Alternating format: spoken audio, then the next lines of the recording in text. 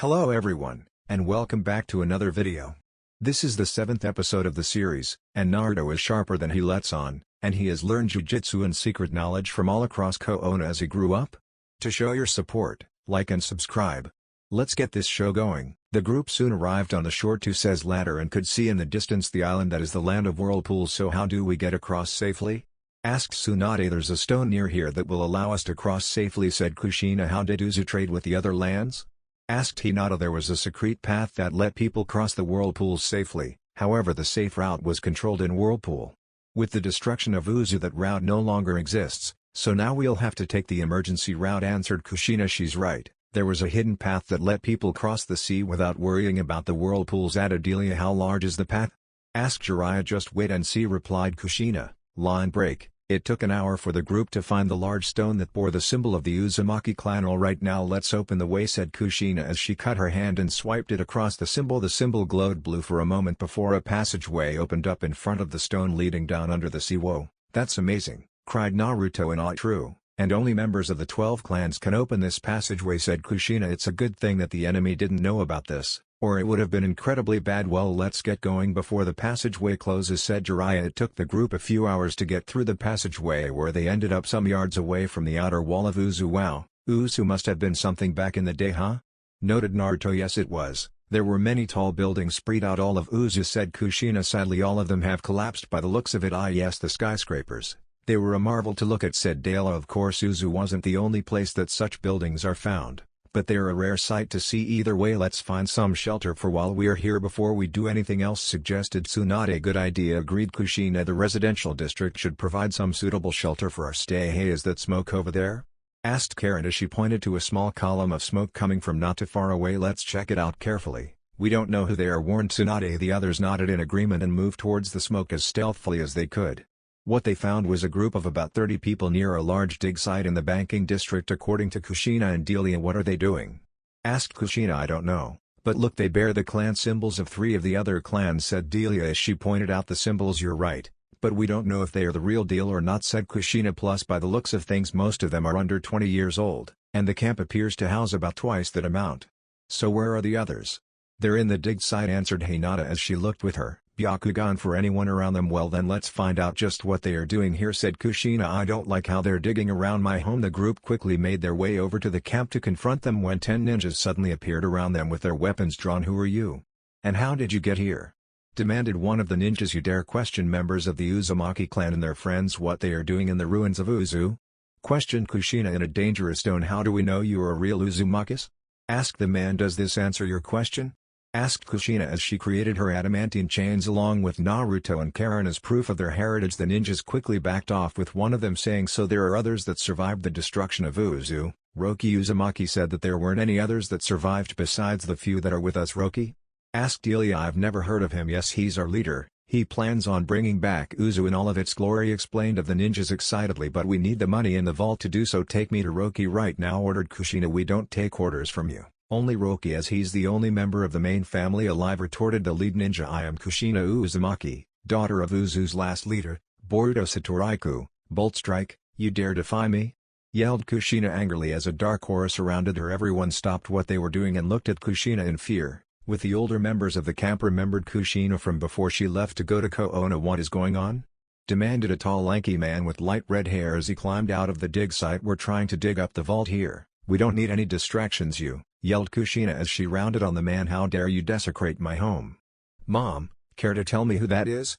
Asked Naruto. That Naruto is Roki, a child born out of wedlock to a member of the main family, answered Kushina. However, he was never accepted as one of us due to how he disregards our clan's ideals and morals. You people didn't even know I existed until I was 10, argued Roki. I wasn't raised on your clan's morals, so what? I'm still part of it. Wrong, Roki. All Uzumakis have a strong moral compass that guide them, even if they don't know they're part of the clan, corrected Kushina. You however disregarded that and was morally corrupt when we found you. We tried to help you for a time, we really did, but you were far too gone to change your ways and was banished from Uzu and Whirlpool till the end of time by my father. Now leave or face the consequences. You're threatening me? Asked Roki. The way I see it, I outnumber you thanks to all my followers who, if they are true clansmen of Uzu, know that their loyalty lies with main family, not a outcast who, while his part Uzumaki by birth was disowned and cast out shortly we discovered him countered. Kushina with her arms crossed. Roki looked over to the camp and saw that there wasn't anyone who was sticking for him. You will regret this, I swear. Roki then ran off, but was suddenly cut down by Naruto, who defended himself by saying he had some old-looking scrolls that looked important. Kushina checked and found that Naruto was correct. Roki did have some scrolls on him. Scrolls that detailed the defenses of Uzu in great detail. Looks like we found our traitor, said Kushina. Well, it's a good thing I only used a senbon needle to knock him out then, said Naruto. Yes indeed. Now we can put him on trial for his crimes, agreed Kushina. Lady Kushina, what are we to do now? Asked an elderly man as he came over. Roki was having us dig up the vault to rebuild Uzu. Uzu is dead and gone, said Kushina, but that does not mean its legacy can't live on in our ally Koona, where I'm to become their 5th Hokage. But Lady Kushina, Koona failed to help us defend Uzu, why stay there? Asked someone. That would be due to Danzo, explained Jiraiya. Given what I found out from 2 of our own ninjas who had the audacity to kill Nagato's parents while they were hiding out in the village hidden in the rain, it's very likely Danzo impeded the help we did send long enough to prevent it from arriving in time. If that bastard was still alive, I'd kill him myself, growled Kushina. Shame he died the night my son was born. Son? Asked someone. Yes son, I married Minato Namizaki, otherwise known as the Yellow Flash and the 4th Hokage, replied Kushina. Sadly, due to some rather unfortunate events, I wound up in a coma and Minato died resealing the QB. I take it he sealed the QB into your son? Asked someone. Who else could hold him? Replied Kushina. Sadly, only an Uzumaki can contain him, and Naruto was the only one alive that we knew of at the time, plus we knew we'd have to seal the QB into Naruto if needed. Not that we wanted to do that at all, but there was little choice in the matter. Geez mom, it's alright, nothing bad really happened because of it, assured Naruto. Kurama and I get along just fine, plus I got an altered dojutsu out of it, so I'm not complaining. Eh? What are you talking about?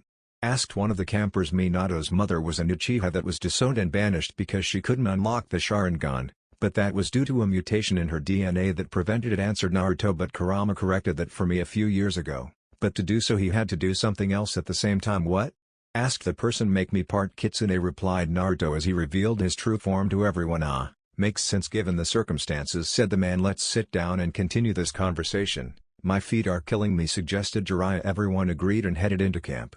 From there Naruto and the others learned who the surviving clans were, as well as explain that the vault was located somewhere else. The exact location wasn't known, but they knew which district it was in. The clans that they found were the Hokage clan, a clan similar to the Inuzuka clan, who had 10 members alive, 24 members of the Kakusartame, Hidden Eye clan whose members could turn invisible at will as well as see anything invisible, 18 members of the Tatsumaki, Waterspout clan, and 10 members of the Niji, Rainbow clan, as well as 2 young Uzumakis. In total 64 survivors, including their children, of Uzu. So 3 of the major clans and 1 of the minor clans are still alive. That's good to know, said Kushina. So that means only 5 of the clans survived the destruction of Uzu, noted Delia. Sadly, we're not sure. The other 7 clans could still be around, but we haven't had any contact with them since we fled, said the head of the Niji clan. That's fine, we'll look for them later, said Kushina, but for now we should salvage what we can here and move on to Koona. There are a lot of people who need to remember not to mess with me or my family, agreed Lady Kushina, said the head of the Hoki clan. Let's rest up and move camp over to the former red light district to find the vault tomorrow, said Kushina. The vault is in the red light district? Asked the leader of the Hoki in surprise. Yep, no one thought about looking for it there. Of course that area was once the warehouse district when the vault was originally built, replied Kushina, but times changed and no one wanted to move the vault to somewhere else as it would be way too much of a hassle. Line break. Once night had fallen, Naruto came over to his mother along with Karen to ask her about the other clans. Ah yes, it's important that you know this stuff, said Kushina. Alright, first let's start with the Niji clan. They are Uzu's primer genjutsu users as well as amazing medics, however they were rather small compared to the major clans, thus they were a minor clan. So the other 4 clans were major clans? Asked Karen. Correct, replied Kushina. Now that doesn't mean the Niji clan was any less important. Oh no, they have a way to communicate with people over vast distances. How they do it I have no idea, seeing how it's a clan secret. That sounds cool, said Naruto. How fast could they send messages? Almost as fast as your father could before he died. In fact, the second Hokage created the Flying Thunder God in an attempt to recreate that ability, but instead he created a very powerful space-time jutsu that's feared across the world, answered Kushina. Really, the Flying Thunder was created in attempt to recreate the Niji clan's power? Asked Naruto in awe. Correct. At first it wasn't as effective as their ability, But when your father got his hands on it he improved it so much that it became a few seconds faster than their ability, answered Kushina. Of course they don't need special markers to move around instantly like the Flying Thunder God does. Okay, so what are the other clans like? Asked Naruto. Well, the Hokage clan is very much like the Inuzuka clan as they have animal partners just like they do, as evident by the large birds that hang around them all the time, explained Kushina. They are in many ways just like the Inuzukas. The only thing they do differently is act as messengers, considering they train messenger hawks. How about the Tatsumaki clan? Asked Karen. The Tatsumakis, they are the Uzumaki's rival clan, answered Kushina. They were very strong, loyal and battle smart, but much like the Uchiha clan think of themselves above most other people. Of course the destruction of Uzu has clearly changed that outlook, seeing how they're mingling with everyone. That's so sad, noted Karen. Uzu's fall has taken its toll on everyone, Karen. So many died that night just because the other villages were jealous and feared our strength, said Delia as she came over. I still can't believe it happened in the first place, said Akawane. Red wine. Karen's father Roki gave the enemy a clear path of attack, said Kushina. How he managed to do it I don't know. He may have not worked alone that night, but we may never know. We can ask him when we put him on trial, said Naruto. Roki would never give up anyone that helped him, even if they're dead now. And trying to read his mind is a no-go, replied Kushina. His mind is so chaotic no one can make any sense of it. Darn, that sucks, pouted Naruto. If that man doesn't want to say anything, nothing we know of will get him to open his trap, said Akawane. Not even getting him drunk off his ass. Trust me, I tried. That's right, he ran a brewery, said Kushina. I plan on reopening it in Koona. I managed to save my recipes from being lost, said Akawane. Ha! Akawane, if you do that, people are going to be sloshed for days, laughed Kushina. Only an Uzumaki, Tatsumaki or someone with high tolerance can handle your brews, and yet I made a fortune selling it, smiled Akawane. Okay, can we get back to talking about the last clan? Asked Naruto. Ah yes, the Kakusartame clan, said Kushina. Uzu's Hyuga clan, only they aren't as cold to others and no stupid birdcage seal on branch, family members, added Delia, but still held themselves in high regard, said Akawane. I'd like to see how the two clan interact with each other once we get to Koona, said Naruto. Hey, two clans who tend to have a stick up their rear end and act very much the same encountering each other would be interesting, agreed Tsunade. It would be interesting, agreed Hinata, but if they act so alike I don't see any confrontations between them. You never know, Hinata. That very fact could rile them up, said Jiraiya. We'll just have to wait and see. Line break. The next day everyone headed over to the ruined red light district and began searching for the hidden entrance to the vaults. Kushina told them the description of the entrance her father gave her before she left Uzu to become Kurama's next host after Mito Uzumaki. It took 3 days before Naruto found the entrance, located under the only still mostly standing building in the red light district. Once the grown-ups gathered before the entrance, Kushina had Naruto open the vault with his blood, as he was the one who found it and was a member of the main family of the Uzumaki clan. Alright Naruto, go ahead and open the vault, said Kushina. Right, replied Naruto before he cut his palm and pressed it against the large Uzumaki clan symbol on the door. The door began glowing bright before draining Naruto of his chakra to see if he was a member of the main family or not. Once it was done, the door gave the chakra back to Naruto before opening up to allow everyone entrance into the vault. What happened? My chakra was being drained from me before being returned? Asked Naruto. The door checks to see if you're a member of the main family or not, answered Kushina. Depending on what it finds, the reaction is different. For those not allowed in, they're drained completely of chakra and die, while those who are registered are only knocked out from chakra exhaustion and Anjanu's sealing array. If I've ever seen one, noted Jiraiya. Our clan are the best at the art for a reason, said Kushina as she led the group inside. As everyone headed down further into the vault, they saw many seals light up, allowing them to see in the dark. How far down does this go? Asked Jiraiya. A mile, answered Kushina. There is an easier way to go up and down, but it's clearly at the bottom at the moment. Then let's get to the bottom as fast as we can, suggested Jiraiya. Running down isn't the best idea, see the moisture in the air and on the steps? Replied Kushina. It's like that for a reason. I'm getting too old for this shit, groaned Jiraiya. Suck it up, snapped Tsunade. It took everyone a little over an hour to reach the bottom of the stairs. What they found was a large chamber with 13 large stone doors going around the edges. Each door is for the 12 clans and the civilians, explained Kushina. If one of the clans aren't around, then members of the main Uzumaki clan can open the door. Let's gather everything up and head back up, said Delia. This place gives me the creeps. There's nothing to worry about, Delia assured Kushina. Now let's get to work. It took about an hour for everyone to collect the vast fortune of Uzu. Thankfully most of it was weather-sealed into weatherproof scrolls, already making the collection processes much easier. Wow, this is more than twice the entire monetary value of Koona in its entirety, said Tsunade. Once the entire wealth of Uzu was counted up in all of its value, Uzu was both a hidden village and the capital of Whirlpool, so of course there's more money here, said Kushina. With this amount of cash, Koona could make some serious and much-needed improvements, said Jiraiya. I plan on doing that, But with how the relations between the hidden villages are, it may take some time for everything to take place, said Kushina. We don't need to draw unwanted attention to ourselves now, do we? No, we don't, agreed Jiraiya. Hey mom, are you going to kick the two old cronies out of office? Asked Naruto. Who?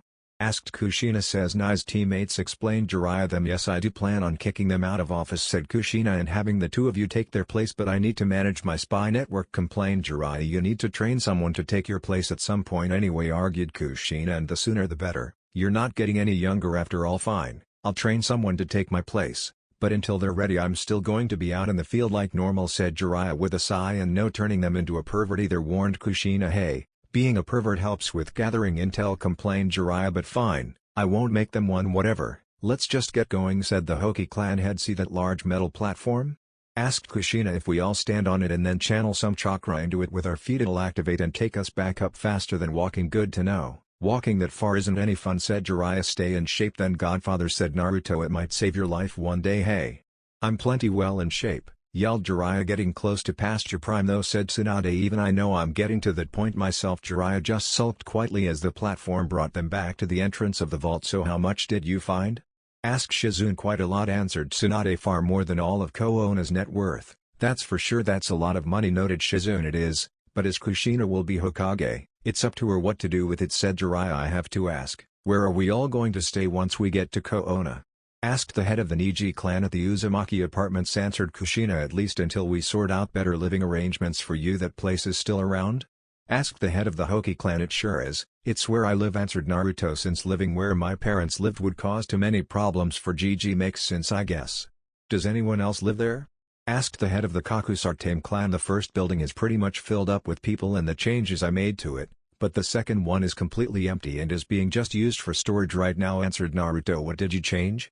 Asked the Kakusartame clan head. I added a large workshop on the first floor on the left side. The entire third floor is my library and sealing workshop, and the second floor has some rooms on the left side repurposed for medical use, answered Naruto. The entire top floor is for my clan. Ah, makes sense now, said the man. Let's pack up and head out soon, said Kushina. Can it wait until tomorrow? Asked Ilya. No, we need to get back to Konoha as soon as possible, answered Kushina. Trouble is brewing and we have to be ready to face it. I can feel it. All right, you are our leader after all, conceded Delia. So Naruto and the others find a few members of Uzu's clans and obtain its vast wealth. Now it's back to Konoha and Kushina's ingratiation as the 5th Hokage. But mom, what about that test for the dragon summoning contract? Asked Naruto. I nearly forgot about that, said Kushina. The altar will need to be moved, but just activating the transportation seals around the edge of it will fix that problem. We can wait until we get home to take the test. It can be moved? Asked Ilya in confusion. It's huge. It hasn't always been in Uzu, dear cousin. It's been relocated before a few times, explained Kushina. How can it move? Asked Naruto. The stones that make up the altar are able to float and follow those who activate the transportation seals. I've never seen it happen, but I heard it would be an amazing sight to see, answered Kuina. And it was a sight to see when Kushina activated the transportation seals. Alright, now everyone heads out back to Konoha. Boy, won't that be a sight to see. Plus Kushina plans on making her return one day. Won't forget it took the group about 2 weeks to make it back to Konoha from Uzu. On the way back, Naruto and Hinata grew closer. Kushina couldn't help but tease her son about his relationship during the trip. Naruto just took in stride as it was a welcome addition to his life, having a loving mother tease him about his own relationship. When the walls of Konoha appeared on the horizon, Kushina told everyone what she planned on doing for her grand return to Konoha. No one complained about it, though Naruto did tell her that the 2 gate guards had always been nice to him. Kushina assured Naruto that they were safe from her wrath. Naruto, Hinata, Inari, Tsunade, Jiraiya, Shuzin and Kushina headed to the gates on their own, with the others waiting for them to let them know that they can follow them via shadow clone from Naruto. When the group arrived to the gates, they were closed, as Kotetsu Hagane and Izumo Kamizuki were keeping guard. Kushina just simply walked up to the large gates before calling upon her vast chakra reserves before punching the doors clear off of their hinges, with her full ki being unleashed upon the village, terrifying everyone as they didn't know it was her yet. Alright, it's time for all of you who mistreated my son to pay, yelled Kushina as she used the projection jutsu to make her voice even louder. Everyone she was talking about stopped what they were doing and bolted as fast as they could to escape her coming wrath. The few that did not mistreat Naruto were thankful that Kushina's wrath wasn't focused on them and refused to help those who did when they begged for their help. Line break. Kushina stormed her way to the Hokage tower with the others following her wake. Those who had never seen the result of Kushina's anger were scared of the carnage it caused and vowed to avoid incurring it upon themselves. Once Kushina reached the tower, she stormed in and headed straight to the Hokage's office, where she knew the two elders were hiding under the desk. "All right, get out from under there," yelled Kushina after she broke down the thick double oak doors. The two elders slowly came out to face Kushina's wrath, unwillingly mind you, as they were the two biggest hindrances in Naruto having a normal childhood and being treated with like a normal human being. Of course Naruto was now part Kitsune now, but that was besides the point. "Is there you have to say for yourself?" demanded Kushina, who had a dark shadow behind her. The two elders were too terrified to reply, as there wasn't anything they could say to defend themselves against the red-hot-blooded habanero. "Kushina, get out. You two are relieved of duty," snarled Kushina. "I'm taking charge now." The two elders ran as fast as they could out of the Hokage tower. Kushina sat at the desk and read all the reports on the desk and found that the two elders were trying to set up a puppet Hokage that would do anything that they said so that they could run Konoha the way they wanted. "Idiots, they knew I was coming back to take the hat," said Kushina. "Lady Kushina, it's good to see you again," greeted Hiyashi as he entered the office along with Naruto, Hinata, Jiraiya, Tsunade, Shuzin and Inari. "Yes, I'm glad to see you again as well," replied Kushina with a smile. "I hear we're to be in-laws soon." "Yes, we are indeed to become in-laws soon," agreed Hiyashi. "Of course how soon is yet to be determined. It may be sooner than either of us might want," said Kushina. "Given Naruto being part Kitsune and everything." "I'm right here," said Naruto. "We know, sweetie," said Kushina, "but as your mother it's my responsibility to embarrass you." Naruto just groaned while the others laughed at his situation. All right, that's enough," said Tsunade. "Let's get down to business. Right, we need to plan for your official coronation," agreed Jiraiya. "Then you two do that while I activate the hidden jutsu and the Uzumaki apartments and get the others moved in," said Kushina. "Hidden jutsu? What are you talking about, Mom?" asked Naruto. "Our ancestors made plans just in case Uzu was ever destroyed," explained Kushina. "So they made it so that the apartment complex would relocate and open up the secret clan compound located next to the Hyugas." "Wow, that's cool," exclaimed Naruto. "I wondered why there was a large plot of land in your clan's name when nothing was located there," said Jiraiya. "How'd you know about that?" asked Kushina. "The civilian council tried to seize/sell the land, but as it was in the Uzumaki clan's name, and I was in charge of Naruto's estates for a few years, they had to go through me to do it," explained Jiraiya. "I turned them down each and every time. I even had to stop some of them from going behind my back to build something there." "Oh, are you talking about the deed that you told me not to sell and make sure no one trespassed?" asked Naruto. "Right, have you listened to me about that or not?" replied Jiraiya. "I put up some security seals to keep people out and no one has bothered me about buying it off me," answered Naruto. "So I still have it. Good. Anything that would be there would be destroyed by the jutsu's activation," said Kushina. "Anyone there would be pushed out of the area so they don't get killed by it." "What'll happen to the buildings?" asked Naruto. "The grounds will be teleported, that's all," answered Kushina. "And as we would still technically own the land the apartments are currently on, we can build anything we want afterwards. A store. That's what I want," said Naruto. "I make my own supplies and having my own store would allow me to make more money from selling them." "Then let's go do that now and then get ready for my coronation," said Kushina. Line break. Everyone headed over to the apartment complex and told everyone inside to step out while they relocate the place. They didn't know what would happen to someone if they were inside when the jutsu went off. It was no flying thunder god, so there was no telling what it would do to a living person. "All right, let's get this jutsu started," said Kushina as she started a long string of hand seals. Once Kushina was finished with her hand seals, she activated the jutsu, causing the entire apartment complex to flash and teleport to the marked empty clan compound behind the Hyuga clan compound.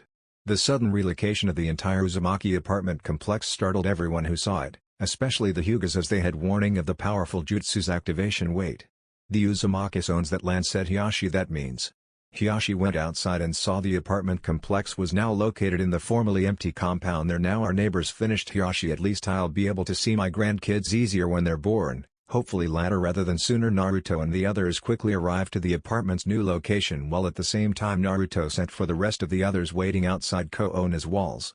When the villagers saw the large group heading towards and into the village, they had no idea who they were or what they wanted. So when they heard who they were, when some of the Jonin stopped them to ask, they were stunned that a small number of Uzu's clans survived and that there were some more Uzumakis were still alive as well. The group then headed to where Kushina and Naruto were waiting for them. Naruto's 14 special blood clones also followed them to report to the original on their progress. "Oh hey, how are you all doing?" asked Naruto. "We're fine, we managed to establish new identifications for ourselves," answered one of the clones. "Good to know, but before you all tell me who you're going to be, there are some things we need to do first," said Naruto. "That's fine," said the clones. "Well, what is it that needs to be done?" asked one of the clones. "Well, we need to make sure that everything inside the apartments are fine, then make plans for new buildings later on," answered Naruto. "Oh," said the clone, Line break. Once the large group arrived to the location of the new clan compound, the clones and the hidden Uchihas were amazed by how many people there were. They were told ahead of time that a large number of people would be joining them soon as not to freak them out. "Well, look at all this space," said the head of the Hokage clan. "There's plenty of space for us to grow for a long time." "Well, it's the second largest compound in the village, but our clan never built anything just in case what happened to Uzu did happen," said Kushina. "Ah, that was some good planning they did," noted Tsunade. "Yes, it was, and it's a good thing they did," agreed Kushina. "Well, now we need to come up on how to design the compound," said Delia. "How about we build it in honor of Uzu," suggested Naruto. "You know, in the shape of our clan symbol." "I like it," agreed Kushina. "That'll show the world that the Uzumakis are back." "What should we use for the center?" asked Delia. "How about the altar?" suggested Karen. "We could have a large plaza with it as the centerpiece." "Good idea," agreed Kushina. "Well, let's head upstairs to make the blueprints," said Jiraiya. "As much as I agree with that, can we take care of that ritual first?" asked one of the Uchihas. "They're right, we should take care of that now before we move on with anything else," agreed Naruto. "Good point. Alright, all Uzumakis follow me so we can get this done and over with," said Kushina. All the Uzumakis and Tsunade followed Kushina and Naruto to the center of the compound so that they could perform the one-time use ritual. "Alright, so how does this work?" asked one of the Uchihas. "Well, me and the others of my clan kneel in the inner circle with me in the dead center, while the rest of you sit around us in the outer circle," answered Naruto. "Then I will activate the ritual and it will fundamentally change all those in the outer circle with the DNA of those in the inner circle. Will it hurt?" asked one of the Uchihas.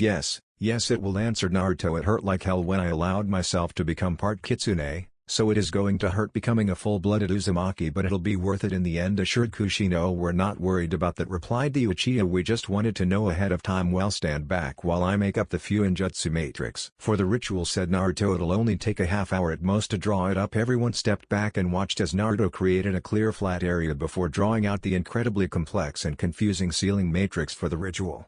Everyone watching noticed that after every stroke Naruto made a strange glow of an unknown energy appeared briefly, confusing them greatly. "What energy is that?" asked Delia. "I have no idea, I've never seen anything like it before," said Jiraiya. "I see some crystal formations among the strokes. I wonder how they got there," noted Karen. "I think that strange energy created them," said Kushina. "I think you're right," agreed Tsunade. "I can see them being left behind after the energy is gone." "Maybe Naruto knows where it's from," suggested Akawane. "Alright, it's done," announced Naruto. "Hey Naruto, do you know where those crystals came from?" asked Tsunade. Replied Naruto before he looked down and saw the very small crystals mixed in with the strokes. "Oh, they're why this is a one-time use ritual. But I don't even know where they're from. The only thing I know about them is that they're what makes the ritual work the way it's meant to." "Well, we can worry about them later. Let's just get the ritual done and over with," said Kushina. "Right," agreed Naruto. "Now everyone take their positions and I'll get the ritual started." Line break. Once everyone was ready, Naruto started going through the hand seals for the ritual's activation. As Naruto went through the very long string of hand seals, they were apprehensive about the results of the ritual. More so the blood clones than the Uchihas, as they didn't know if they'd survive it or not. Once Naruto completed the final hand seal, the entire sealing matrix glowed in a bright ethereal blue light signaling the ritual's activation. Everyone inside the inner circle felt their energy be drained out of them and flow outward towards those in the outer circle. Those in the outer circle suddenly felt incredible pain shoot through them, causing them to react appropriately in pain. The blood clones screaming in sheer excruciating pain, fearing that they were going to die. "Hang in there. If you lose faith now, then you'll never make it." Naruto called out to his clones who had all sat in front of him. "I have faith in your willpower, don't give up." The clones were invigorated and doubled their resolve to make it through the ritual alive and well. The Uchihas were their own world of hurt, mainly their eyes, as their beloved Sharingan was transformed into the Uzu Sharingan. The name Naruto decided to give to his altered Sharingan after talking to his mother, girlfriend, Delia, Akawane, Tsunade, Jiraiya, and Shizune about what to name his version of the Sharingan. As the ritual continued on, those watching saw that the Uchiha's hair changed color from black to dark red. For the clones, that their hair changed color as well, but for them their hair changed from yellow to varying degrees of orange or red, or a mix of the three hair colors.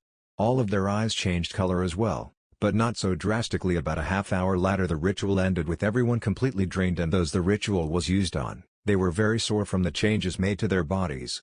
The 14 blood clones all survived the transformation and were very happy and amazed when they felt their hearts beat for the first time, meaning that they were now fully human now and no longer just a clone of Naruto. Everyone recovered around mid-afternoon. "Well, how are you all feeling?"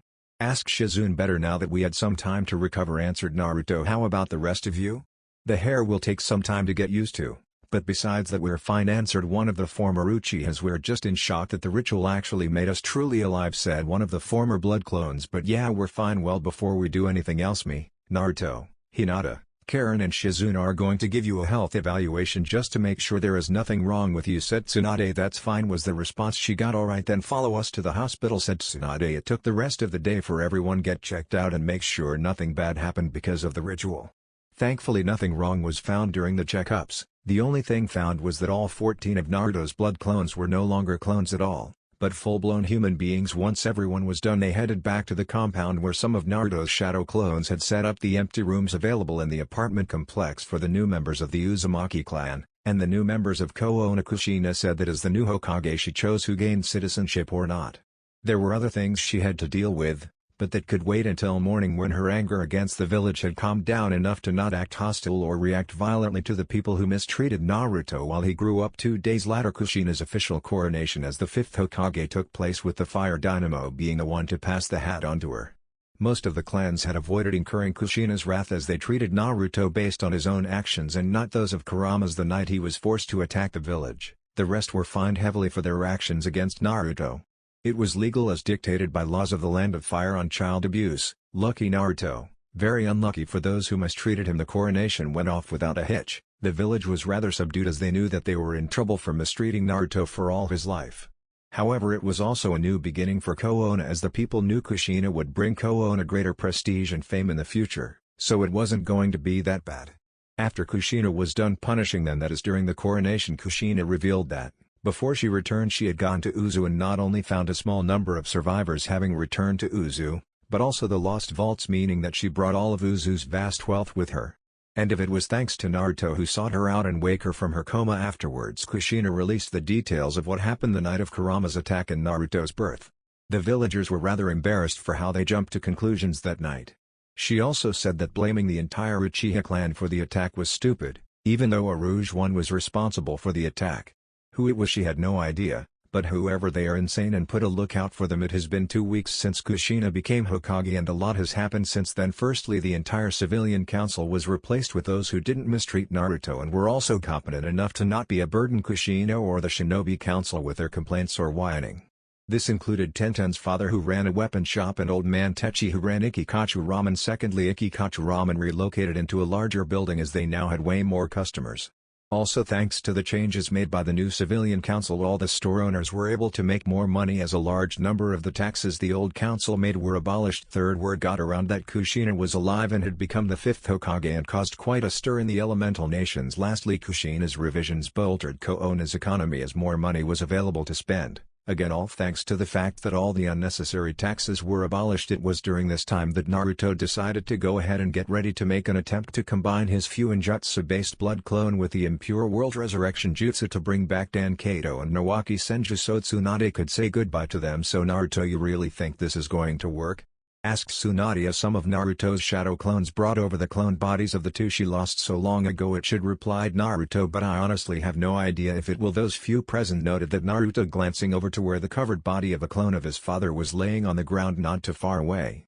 This told them how he desperately wanted to see his father and get to know him well. Naruto, everything appears to be in order, said Kushina. Good. Now Tsunade, I have to tell you that if this works they'll only stay for a short time. Not to mention they're going to be as old as when they died in the first place, said Naruto. That's fine, Naruto, said Tsunade. Just tell me how long will it last with me using the jutsu, replied Naruto. As long as I want, really, but I'm not going to hold it for no more than 3 days. There are other things I need to get ready for after we're done here. After all, I understand, Naruto. Getting ready for that test to see if you are able to summon a dragon companion, as well as your wedding, are indeed more important than keeping my loved ones from their rest, said Tsunade sadly. Naruto quickly began preforming the needed hand seals before crying out Impure World Resurrection, and slamming his hands onto the ground. Suddenly the two cloned bodies of Dan and Nawaki were covered in a ghostly veil that condensed more and more, making impossible to see what was going on to the two bodies. As this was happening, a bright radiant column of light suddenly slammed down upon Minato's cloned body. What in the world is going on? Cried Naruto. Minato's body began lifting off of the ground and swirls of energy began to go around it, causing a change to occur. Pure heavenly revival. Calls out a voice from everywhere and nowhere, and with a massive flash of light the strange light is gone, leaving a bewildered and very much alive Minato and Amazaki standing there in place of the light. Not to mention he was at the age that he would have been at if he hadn't died, Dad? Asked Naruto in a small voice. Minato gave a small smile and waved before being glomped by a very emotional Kushina. Don't you ever do anything like that ever again, cried Kuahina, who couldn't believe her husband was alive again. I don't understand. I thought I was going to have to confront the death god to get you back, said Naruto. Ah, about that, said Minato. A power far greater than death ordered him to let me move on, and it's a good thing it did. Why? Asked a teary-eyed Kakashi. Because I was able to discover certain things, answered Minato. Some very important things, like what? Asked Kakashi. Well, it appears as though Obito isn't dead. He somehow ended up in the clutches of Madara Uchiha, who tried to break him and have him take over his plans before he finally died, explained Minato seriously. However, he failed to break Obito's mind, but before he died, Orochi Uchiha came to him and took Obito's place. This same Uchiha was the one who caused the mess with the Kyuubi. Wait, Madara Uchiha is alive? Asked Tsunade in shock. Not anymore, but there is a plan to bring him back eventually, answered Minato. I can't believe Obito is alive after all this time, said Kakashi. Me either, but when I couldn't find him in the afterlife, I went looking for him, and that's how I found out about his fate, said Minato. I've watched everything that's been going on, and I have to say I'm greatly disappointed in the village as a whole. And what you've done to them since coming back and taking the hat, Kushina. I say they had it coming to them, humph, treating our son the way they did. They're lucky I didn't do worse, said Kushina. I agree, and congrats for reaching your dream like I did, said Minato with a smile. But what happens now? Asked Kakashi. We can't have two Hokages, can we? Seeing how we're married, I say we can both share the burden, said Minato. It was both our dream after all. I like that idea. That way neither one of us is overwhelmed by the workload, agreed Kushina. Hey, I'm just glad you're back with us, Dad, said Naruto. But we were in the middle of something when you were unexpectedly revived. Ah, that's right, cried Tsunade, who looked over to where the clone bodies of Dan and Nawaki were. Everyone looked over and saw that during the commotion the two had been brought back with Naruto's impure world resurrection jutsu and had been sitting there gobsmacked by what was going on. Dan, Nawaki, are you there? Asked Tsunade carefully. Sis, you've gotten old, said Nawaki. Baka, cried Tsunade as she nailed her brother in the back of the head before grabbing him up in a tight hug. Ga. Can't breath, cried Nawaki. Care to explain what's going on? Last I knew I died, asked Dan. I combined my special Fuinjutsu-based blood clone jutsu, and the impure world resurrection jutsu to temporarily bring you two back so Tsunade could properly say goodbye to you, explained Naruto. I was planning on using it on my father if it worked, but seeing how a higher power just fully revived him, I don't need to do that anymore. How long will we stay here among the living? Asked Dan. I can keep the jutsu going for a long time, but I plan on ending it in 3 days, answered Naruto. This is just to say goodbye, not be among the living again. But I'm not dead, cried Nawaki. Denial, whispered Minato. Poor kid died so suddenly that he doesn't even register. He died in a massive explosion. Nawaki, I'm sorry, but you died the day after I gave you grandfather's crystal. Why do you think I'm so much older than the last time you saw me? Explained Tsunade carefully to her brother. But that's not fair, cried Nawaki. I was supposed to become Hokage like Grandpa. I know, it was Dan's dream as well, but others have taken up the mantle, said Tsunade. But, said Nawaki before he broke down and started crying. Tsunade, I'm sorry I left you the way I did, apologized Dan as he came over to her and hugged her. I know, Dan, losing you and Nawaki was more than I could handle for a long time, said Tsunade. I even ignored the few living relatives I still had left and ran away from my problems. At least until Kushina Uzumaki came into my life and knocked some sense into me, literally. Well, I'm glad you're back to your old self, said Dan. I am as well, but there is one thing I've wanted for years, and now I have a chance to have it, said Tsunade. What's that? Asked Dan. To raise a child, said Tsunade. Dan sputtered in shock at this and asked, but, how can that work? Doesn't this body practically make me a zombie? Not entirely, said Naruto. I used a special blood clone as the medium to bring you back to life, and with the special property those clones have, you and Tsunade could indeed have a child before you go back to the afterlife. Dan just blushes hard at this and glances at Tsunade, who also has a blush, seeing how they never had a chance to go at it before he died. That's all and good, but what about me? Asked Nawaki. I'm nowhere near ready to move on. I had my entire life ahead of me. Sorry, kid, but unless a higher power intervenes, I suggest you get your things in order before I release you back to the afterlife, said Naruto. I have no plans on keeping you around longer than I intend to, but you can see me in Hinata's wedding before I send you back. But, said Nawaki. Look, Nawaki, I know it's hard to accept what happened to you. I had a very hard time when I learned of your death and saw your body, said Tsunade, but it's not up to any of us if you'll be brought fully back or not. Spend the time you have now with what family you have. Fine. Slumped Nawaki. Line break. It was quite a shock for the village when Minato's resurrection was made known to them, as well as how he was brought back to life. The council however was also told about Naruto's successful application of his Fuinjutsu-based blood clone jutsu and impure world resurrection jutsu on Dan and Nawaki. Much to their further shock, as they had no idea Naruto was able to perform such an act. But before they could ask if he could bring back anyone else, Kushina said that it was a forbidden technique and both her and Minato had to approve before they even asked Naruto if he would do it. Minato was reinstated as the fourth Hokage and shared the responsibility of running the village with Kushina so that they had more time to themselves and spend with their loved ones. Line break. Jiraiya had immediately came back to Konoha when he got word that his favorite student was brought back by higher powers and headed straight to the Hokage's office to see if it was true. Jiraiya, I knew you'd be back as soon as you heard the good news, greeted Kushina as she finished the paperwork on her desk. So it's true? Minato is alive again? Asked Jiraiya with hope. Yes, he is. It was a miracle that he was. A powerful shaft of light appeared and used a blood clone Naruto had made of him to resurrect him, answered Kushina. Naruto was going to try to bring him back like how he did Dan and Nawaki after he found that combining the two jutsus worked or not. But he didn't need to, obviously. So where is he now? Asked Jiraiya, teaching Naruto his signature move, the Flying Thunder God, answered Kushina nonchalantly. Seriously? Asked Jiraiya in surprise. Well, Naruto already knows the Rasengan, so it's the only other thing Minato has to teach him. Naruto, last I checked, wasn't fast enough to use it yet, so that's what they've been working on so far, replied Kushina. Anything else I should know? Asked Jiraiya. Not right now, but there are some things that are needed to be discussed later tonight now that you're here, answered Kushina. What do you mean by that? Asked Jiraiya. Minato wasn't just sitting around in the afterlife doing nothing, you know. He found out about some important things before being brought back, explained Kushina. He also saw how the village treated Naruto and isn't too happy about that. Of course, I already dealt with that, so he doesn't have to.